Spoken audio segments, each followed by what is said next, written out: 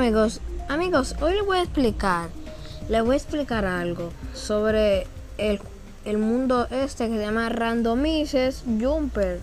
Pero yo voy a decir algo, yo voy a poner, que parece que tiene mucha fe. Voy a poner en la id, que creo que la tengo.